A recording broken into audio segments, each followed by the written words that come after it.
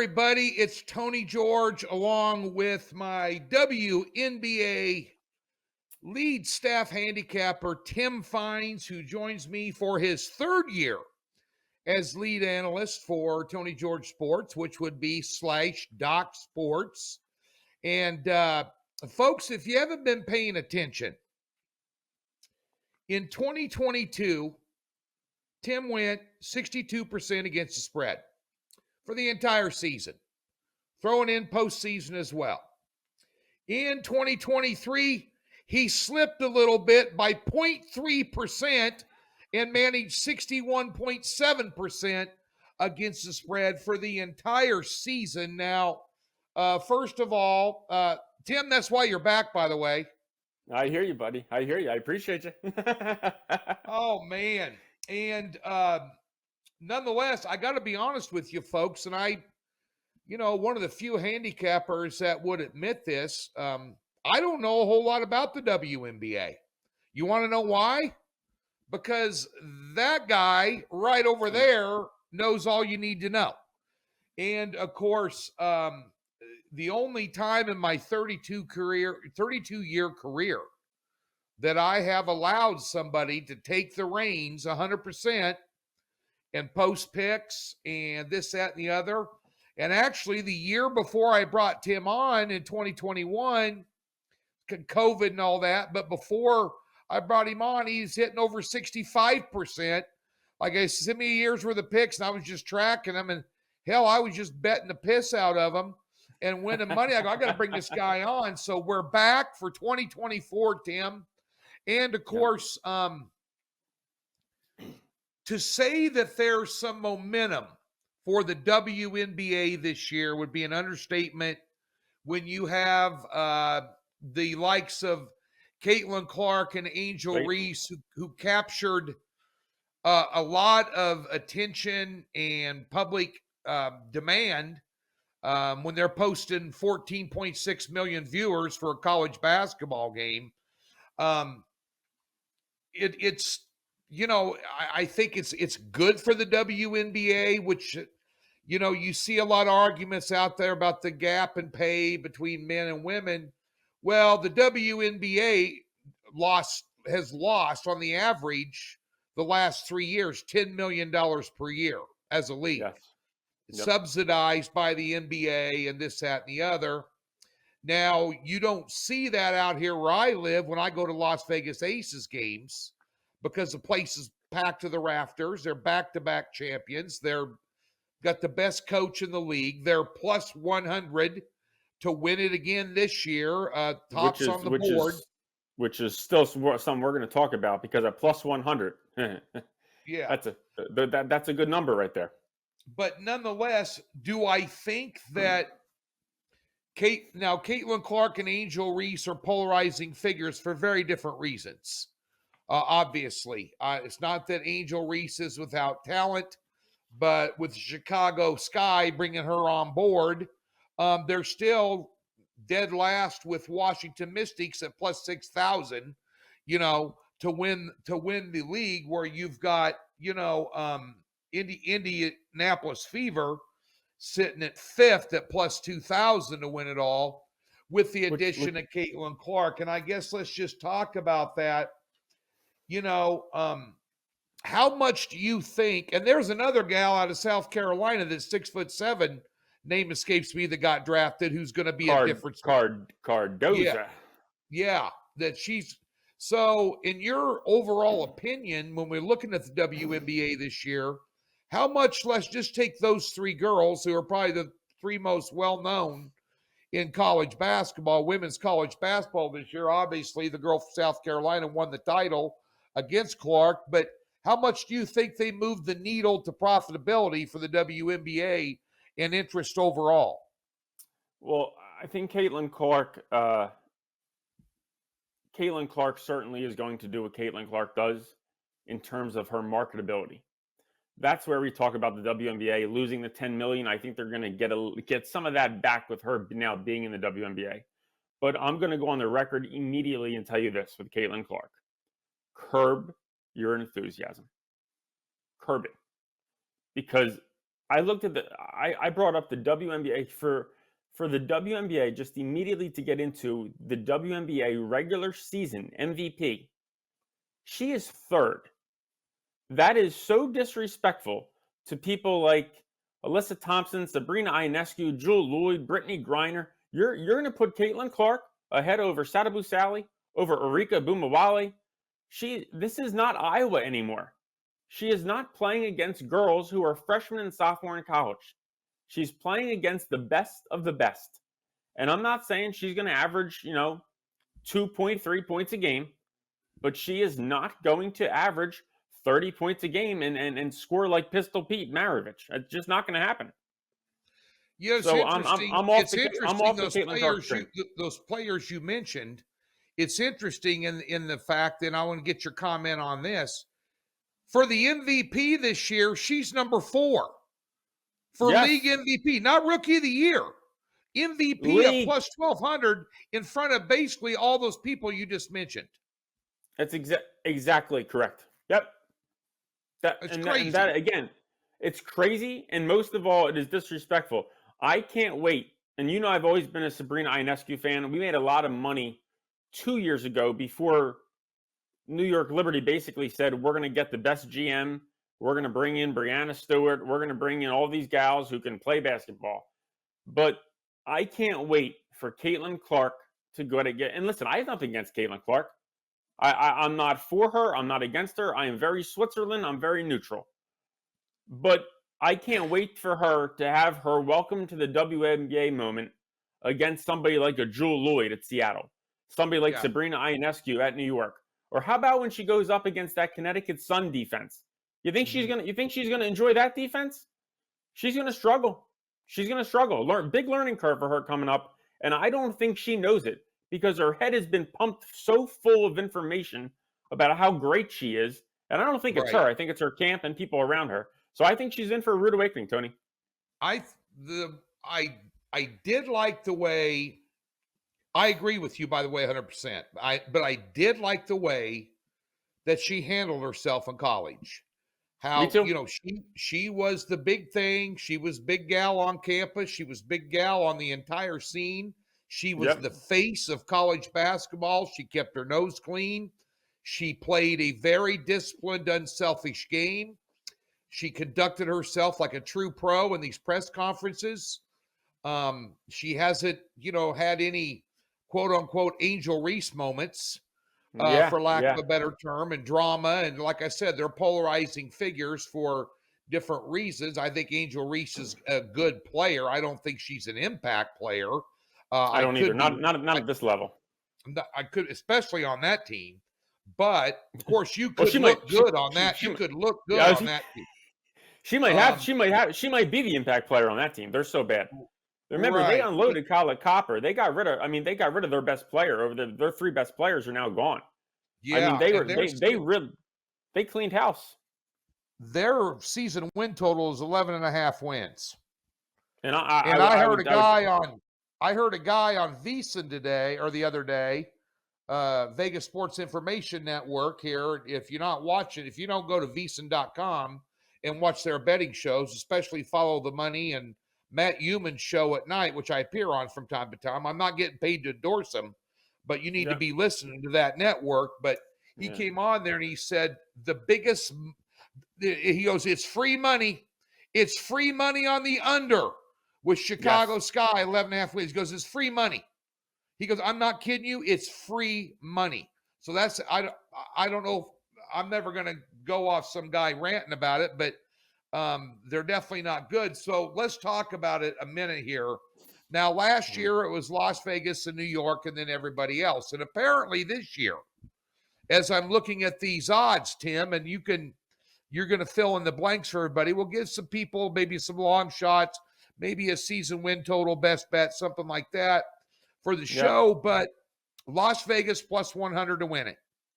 New York, again, plus 250. And the next closest team is plus 1,000. And that's Seattle, Connecticut plus 1,100, Indy plus 2,000. Maybe an overreaction to them getting Caitlyn Clark. But at biggest overreaction, in my opinion. Are we going to see more parity this year, or is it still going to be Vegas, New York, and then everybody else, playing for third and runner up in their division and everything else? I I think to answer your question, I think it's going to be a 2.5 horse race. I think we're going to see Vegas, and at plus 100. I also think, I'm not calling that free money because New York's very good, but Yep. I think plus 100 is a very generous number by the sports books.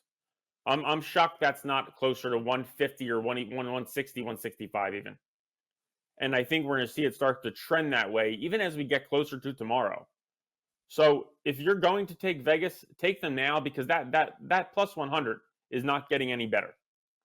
Yeah. So the 2 horse race we're talking about, obviously Vegas, Tony, Vegas is doing what I and you were trying to do this year. They're trying to go for a three-peat, right?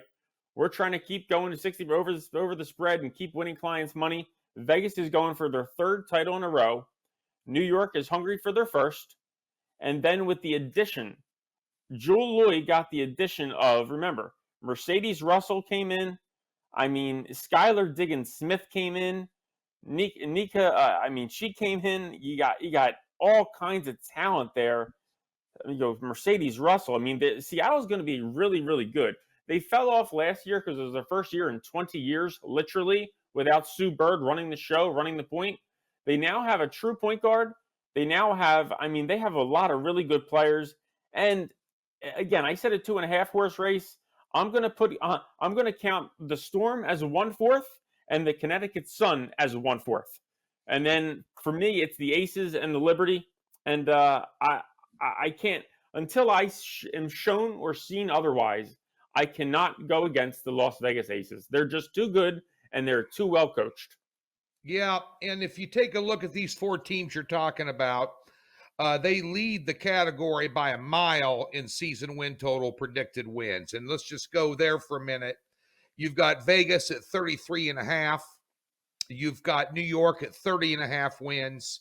And then the next closest is 6 games behind, and that would be a tie between Seattle and Connecticut at 24.5. Of those 2 teams on the 24.5, between Seattle and Connecticut,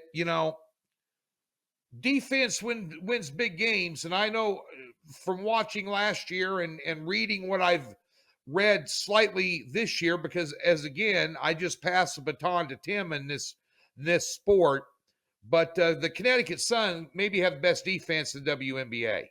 And I don't think that's going to change. No, I don't either. They're the only team in the WNBA who has a head coach, an offensive assistant coach, and on their actual website, and a defensive assistant coach. So it's kind of like it's kind of almost like an Alabama football program, where the Miami Dolphins or the Raiders, right? There's a defensive coordinator and an offensive coordinator. And Chicago Sky actually this year, and they're going to need it too with the players they have. Boy, oh boy, they really, really. The more I look at these names, even me, I struggle to realize the back 3 names here on this roster. This is a bad team, the Chicago Sky, Tony. Yeah. But going back to that, I just think that it's going to be interesting when we get to the season. And also another team, by the way, who's really fallen off. Keep in mind, Elena Deladon from the Washington Mystics. Just a little side note here. She once again is out for the whole season. She's out. It's unbelievable. Yeah, she is the Kristaps Porzingis of the WNBA. I agree. True. I agree. It's true. Every time the wind blows, she's out. Yeah. Or maybe like the 2007 Portland Trailblazers, Greg Oden. Yeah, there you go.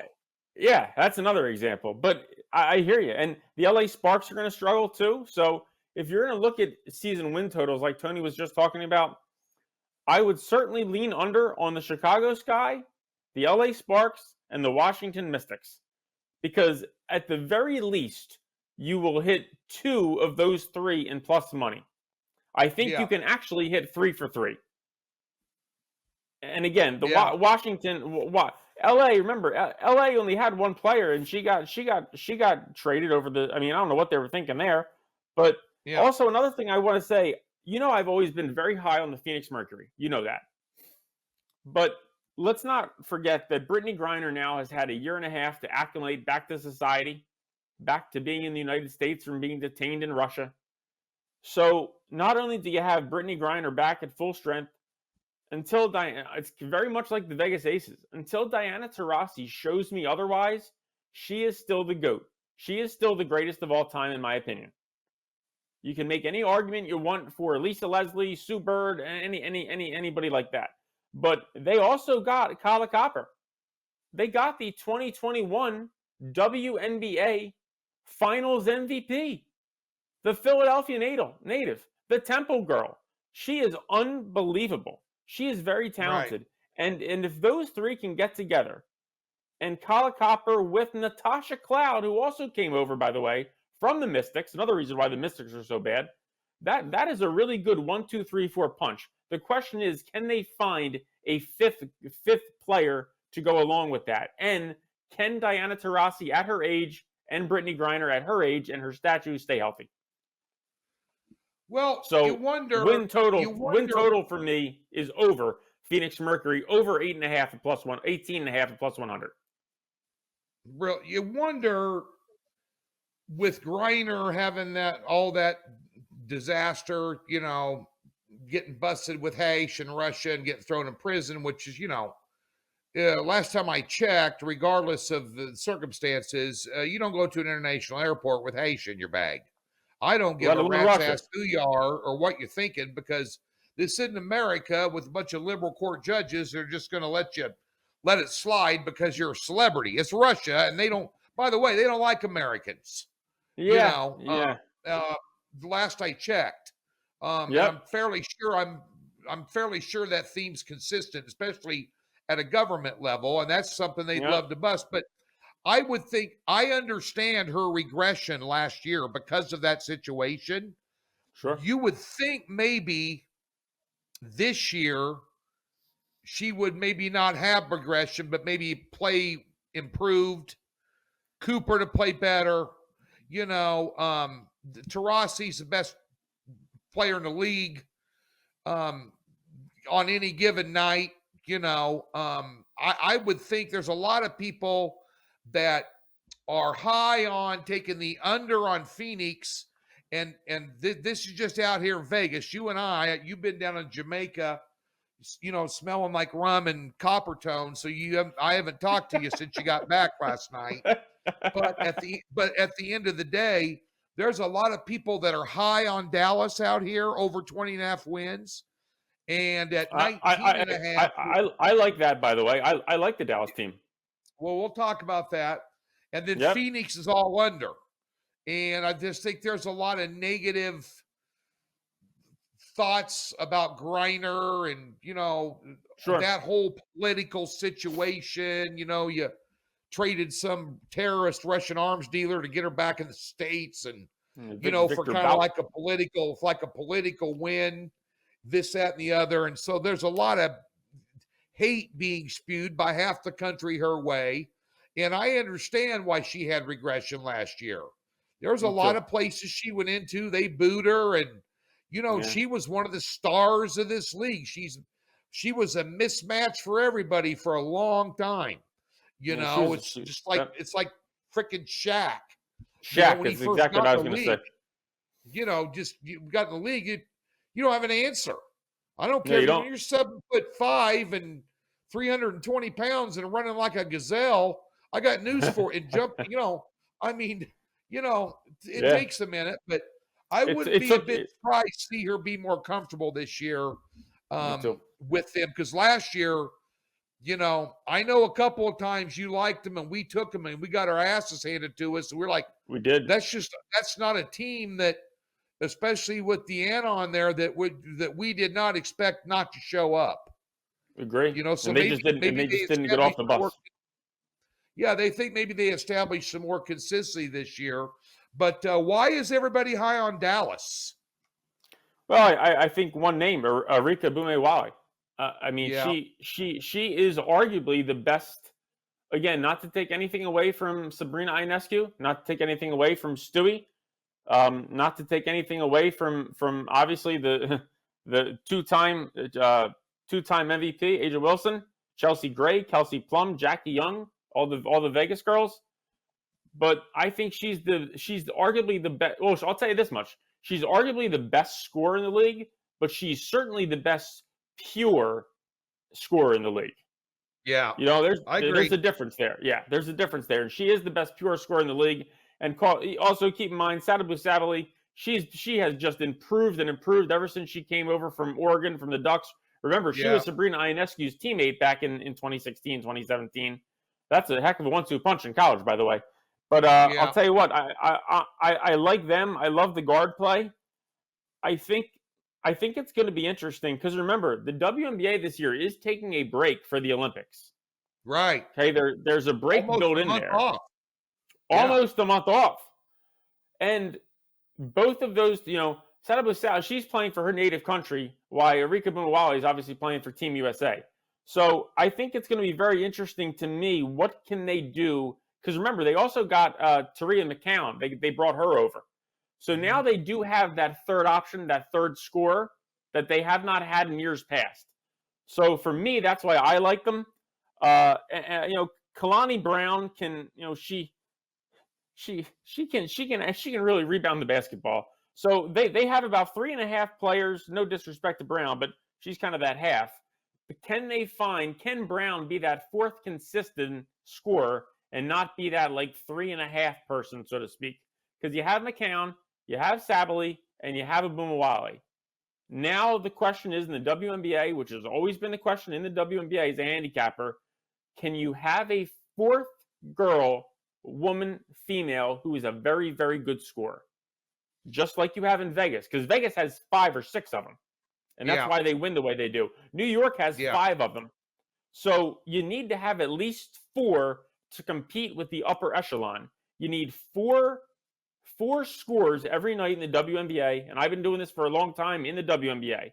You need 4 scores that on any given night, on any given Sunday, like the movie, that can just go out and have the ability to score 20 points a game. You don't need to score 20 points a game, but have the ability.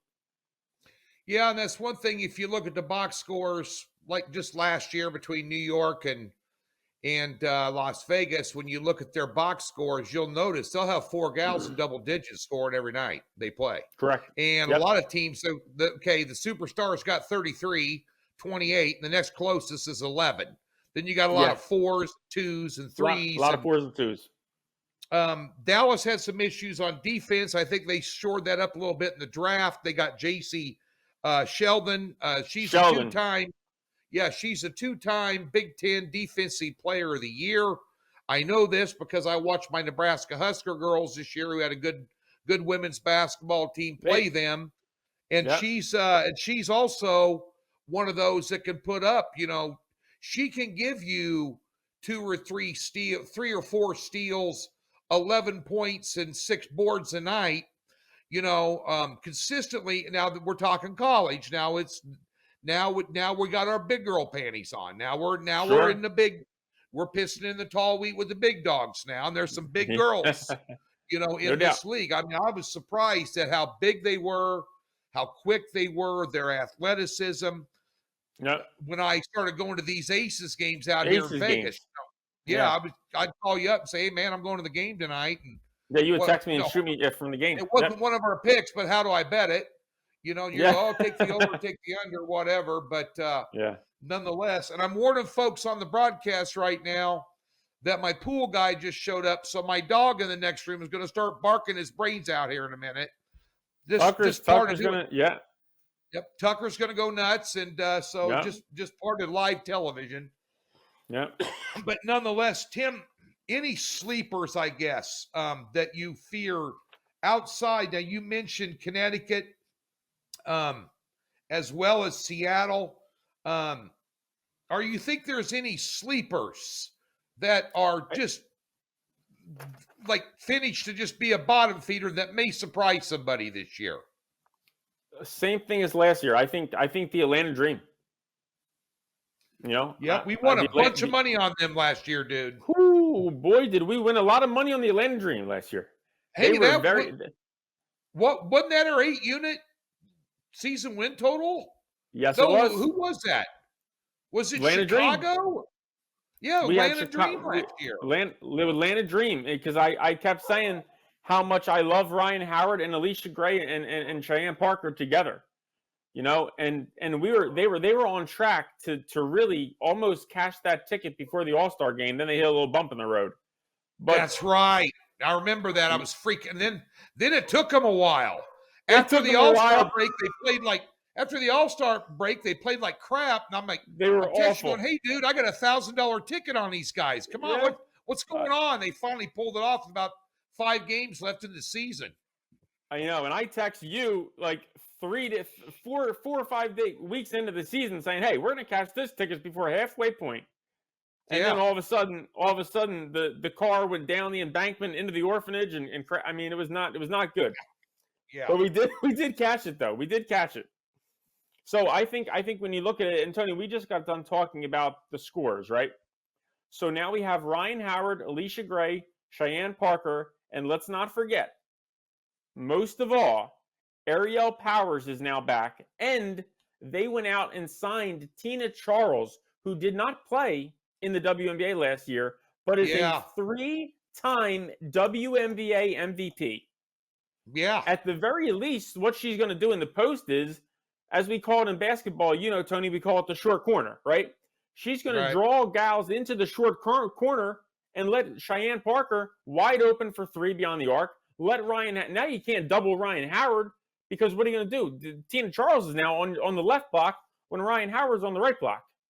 And of course, these cameras are off, so I'm saying left and right, but I swear in reality, I'm pointing in the right direction. But in the left block and the right block, in the left block and the right block, you can't double team Howard. Alicia Gray can fill it up. Cheyenne Parker can fill it up. Tina Charles now is really big. And again, they brought in Ariel Powers from the Mystics. I think they're going to be really good. And when we talk about season win totals and giving out free picks here, I would hop on the over with the right now it's listed at 18.5. It's a little juiced up at -120. And I think it should be juiced up even more than that. So even at -120, the over on the Atlanta Dream win total at 18.5, I would take the over, because I think they're going to shock some people. I think they make the playoffs again. And I think once they get into the playoffs, you and I both know, in the WNBA playoffs, the way the format is set up, anything can happen, Tony. Yeah, and I'd pool them with Dallas. They have this index out here for projections versus what the line is. And the highest difference or overlay on what projected win totals are versus what the line is, DraftKings line, the highest one is 4, and that's Dallas.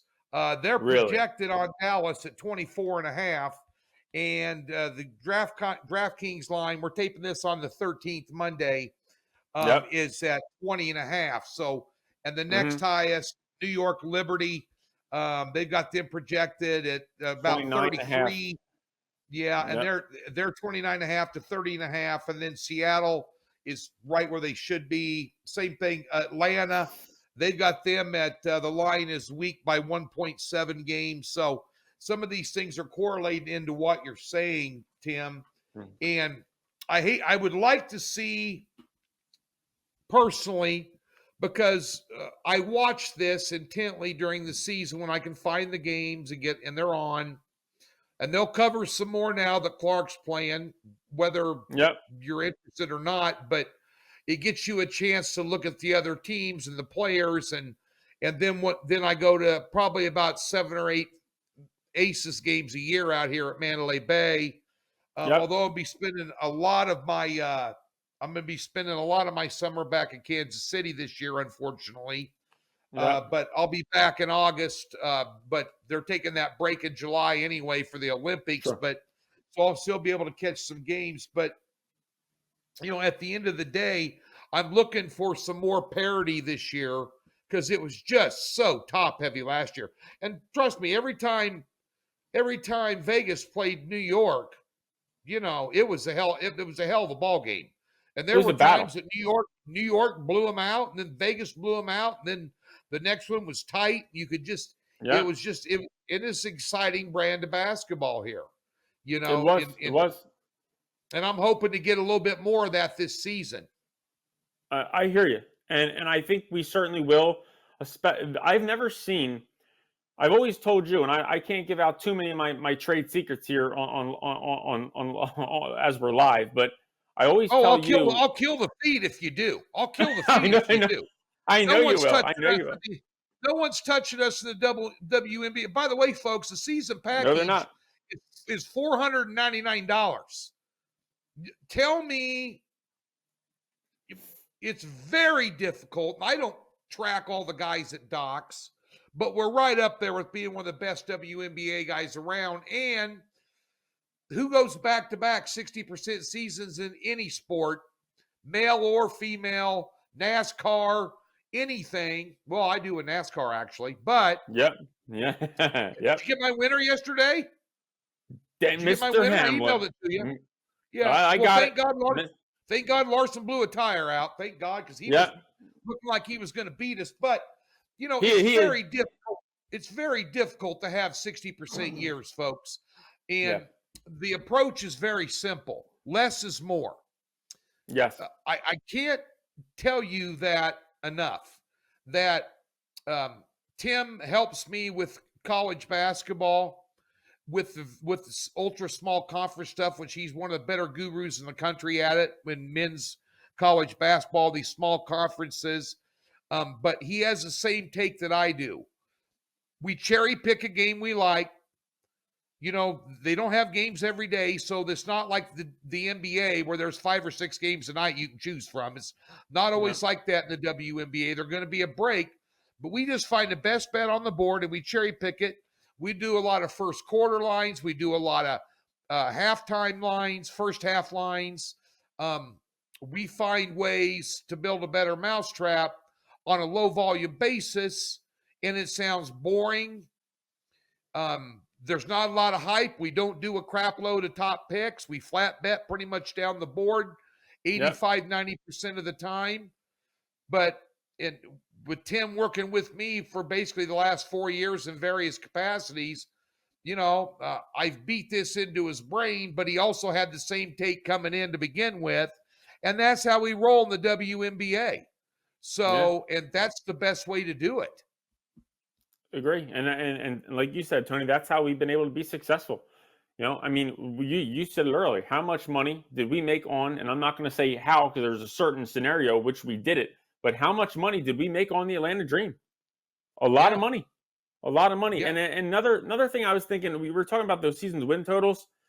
You know how we just got done in the very beginning of the show, we talked about Caitlyn Clark and we talked about the disrespect almost. That's how I look at it. The disrespect to other players that have been in this league for a long time. Right. The season win total for the Indiana Fever right now is 20.5. This is a team that has averaged 8.7 wins a year for the past 10 years. 8.7 wins for the past 10 years. And now all of a sudden we draft Caitlyn Clark. And yes, you have Aaliyah Boston from last year. I understand. I follow it religiously. But 20.5, take the under. And I have the under at anywhere between -110 and -125, depending on your outlet. I am all over the under on the Indiana Fever season win total under 20.5 total wins. I will take that under all day, twice on Sundays. A team that averages 8.7 wins a year for how many years now? Last 3? 10. They are 5th in odds to win the title with Caitlyn Clark. Don't waste your money. Don't waste your money. You'd be better off betting Atlanta than you would Indiana. Dallas isn't even on that list. Dallas 20.5 wins. The Phoenix Mercury, who've been there before 3 times. I mean, nothing for nothing. Right. And she is like head and shoulders above Brittany Griner for MVP. I mean, which is disrespectful. Now, folks, don't forget, we got a free $60 for you. Look at the link there. There's one in the description below. There's a tab on the website. Let's knock that $60 off that $5 and you get this $440 for 4 months, 5 months of basketball all the way through the postseason. Be sure and take advantage of that now. Tomorrow, Tuesday, the 14th. Holy crap. Tomorrow is my 36th wedding anniversary. May 14th. Congratulations.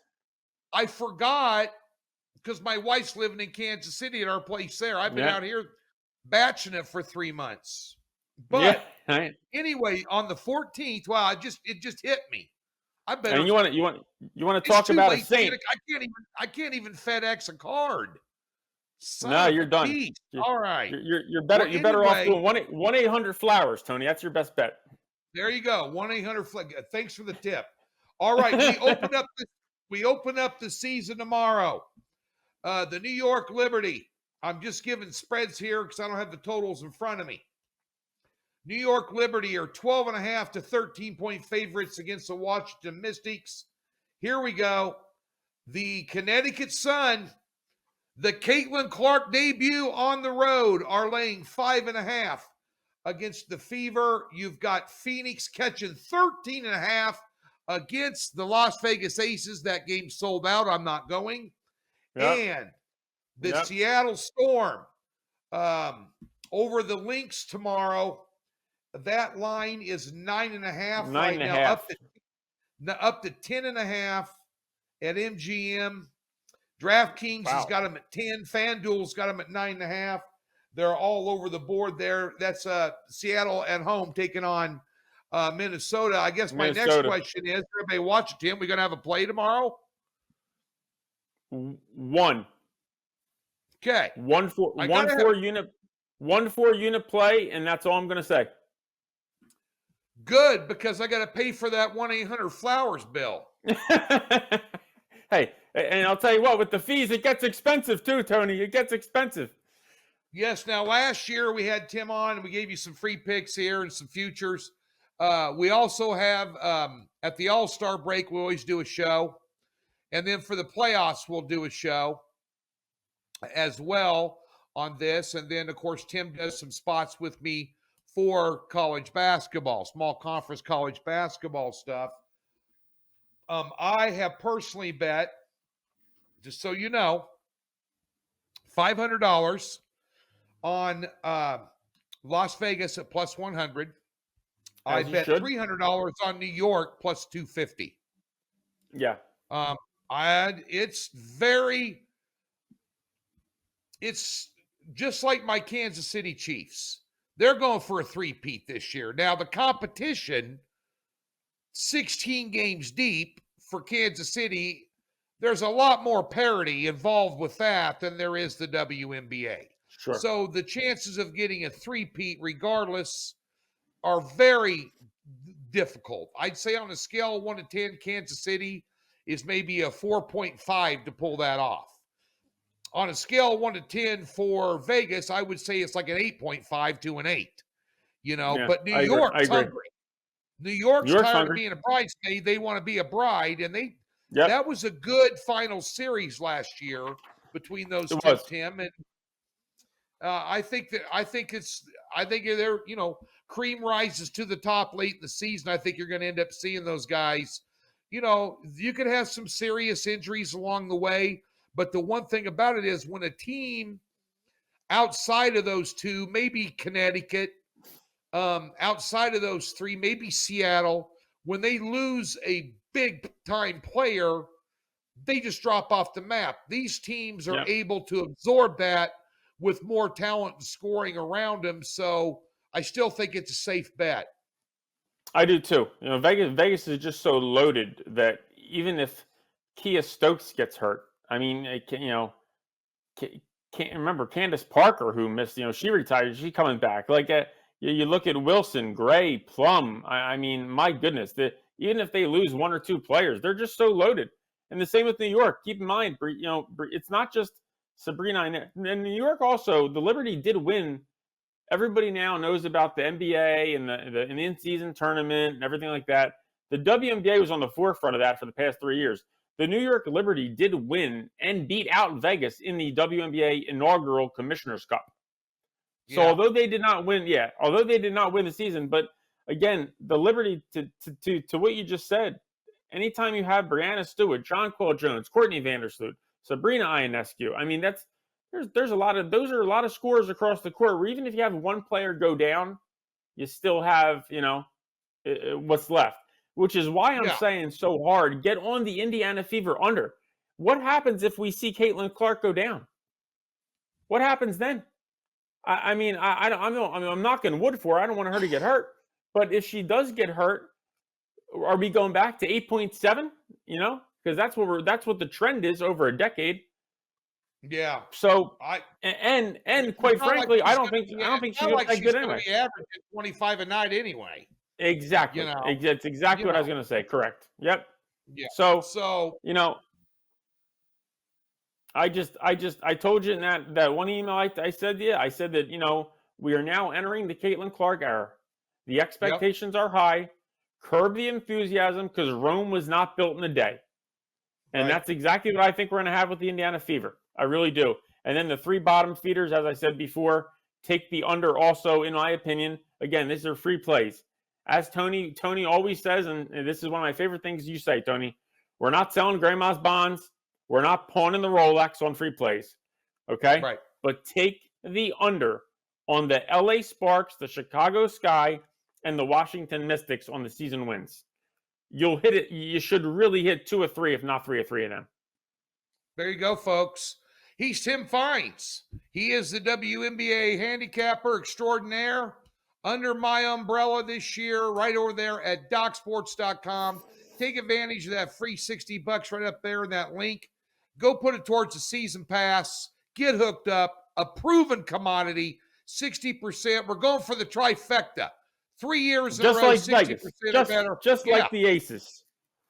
There you go. Be sure to find us at DocSports.com. Tim, thanks for coming on. We'll talk to you soon, buddy. Thanks, everybody, for tuning in. Appreciate everybody, man. Thanks. Looking forward to it.